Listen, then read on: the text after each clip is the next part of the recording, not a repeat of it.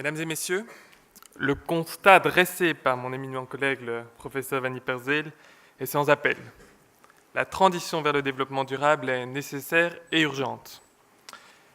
Dans ces conditions, que peut apporter un congrès académique ?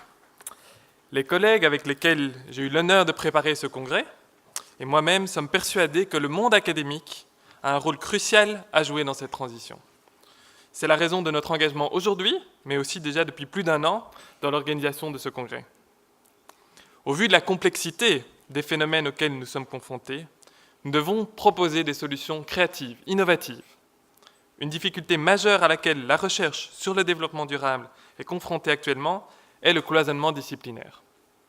Les chercheurs sont regroupés par des champs disciplinaires, dans des champs disciplinaires, et sont le plus souvent jugés uniquement par des experts de leur discipline. Pourtant, la transition vers le développement durable demande, voire exige, une approche transdisciplinaire. Dépasser les limites des champs et mettre en place des ponts transdisciplinaires reste une voie risquée aujourd'hui, surtout pour les jeunes chercheurs dont la carrière dépend du jugement de leur aîné. Malgré ces barrières, les organisateurs de ce congrès ont résolument pris l'option de réunir des chercheurs de champs variés, de domaines variés. Nous avons fait ce choix parce qu'à nos yeux, c'est la solution la plus efficace, c'est la manière la meilleure d'aborder les questions de développement durable. Cette approche large transparaît d'ailleurs dans la composition de notre comité scientifique, dans les choix que nous avons portés, de notre secrétaire académique, des responsables d'ateliers. À cet égard, je tiens d'ores et déjà à les remercier tous, très chaleureusement, en mon nom, au nom du professeur Vanny Perzeel, pour les implications personnelles dans la réussite de cet événement. Nous sommes tous convaincus que la transdisciplinarité qu'ils vont générer apportera l'innovation nécessaire pour faire émerger des connaissances nouvelles, des idées créatives, et ainsi créer du lien entre des chercheurs de différentes disciplines. En pratique, nous avons fait 2 choix. Nous allons suivre 2 lignes directrices majeures qui apparaîtront lors des travaux des différents ateliers. Interdisciplinarité et dialogue avec acteurs de terrain. Comment ceci se manifestera-t-il lors du congrès ? D'une part, chaque contribution académique sera suivie d'une discussion introduite par un chercheur d'une autre discipline. Par exemple, un agronome discutera de problématiques et d'une contribution d'un sociologue, tandis qu'un économiste discutera celle d'un philosophe.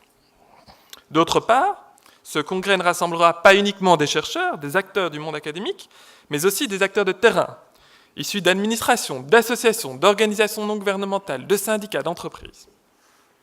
De cette manière, nous souhaitons créer des ponts entre des mondes complémentaires, mais qui évoluent malheureusement souvent de façon parallèle. Chaque atelier apparaîtra donc comme une sorte de mini-événement thématique, regroupant chercheurs et acteurs de terrain qui travailleront ensemble sur un sujet. Nous sommes convaincus qu'ainsi émergera un nouveau savoir utile pour faire face aux enjeux du développement durable. Mes collègues universitaires dans la salle reconnaîtront que ce brassage n'est pas classique dans un congrès académique. Pourquoi ce choix ? Parce que dans le domaine durable plus qu'ailleurs, le chercheur doit mettre en danger ses théories, les confronter aux réalités de terrain. Il doit agir avec tous les acteurs de la société civile impliqués dans la mise en œuvre des solutions préconisées. A priori, de telles interactions ne sont pas faciles à créer. Je vous avoue que nous avons dû mettre en place une vision englobante qui n'est pas simple. Le cadre et les normes des congrès académiques sont bien enracinés. Nous avons pu le constater en préparant ce colloque. Dans un sens, la formule que nous avons choisie relève d'une sorte d'expérimentation. Merci à tous ceux qui, académiques, non académiques, ont accepté de jouer le jeu avec nous pendant ce congrès. À côté des divers intervenants, nous voulons également souligner la place importante que vous tous occupez. Vous qui nous suivez dans cette salle ou ailleurs, le professeur Jean-Pascal Vanny Perzeel parlait de cette retransmission en direct, donc on aura la chance d'avoir notre message qui sera porté très largement.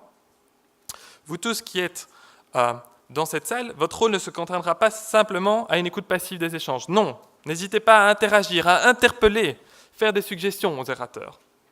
Nous comptons aussi sur vous pour poursuivre dans d'autres lieux la réflexion entamée ici et prolonger le débat bien au-delà de ces murs.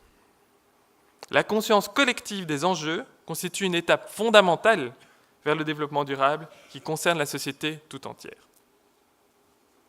Mesdames, Messieurs, Nous traversons une crise environnementale, mais aussi évidemment une crise économique et sociale. Et ce ne sont pas les ouvriers de la sidérurgie qui nous contrediront. Cette crise nous confronte à l'urgence d'affronter les défis de demain. Dans le même temps, des initiatives positives fleurissent au nord, au sud. À titre personnel, je suis particulièrement intéressé par les questions de gouvernance et d'éthique des organisations hybrides qui combinent des objectifs sociaux, environnementaux avec un fonctionnement économique, comme les institutions de microfinance ou les monnaies complémentaires. Au quotidien, je suis interpellé par les acteurs de terrain. Quel modèle adopter ? Quelle gouvernance mettre en place ? Comment assurer la pérennité d'organisations sociales ? Quelles sont les alternatives à mettre en place au système actuel ?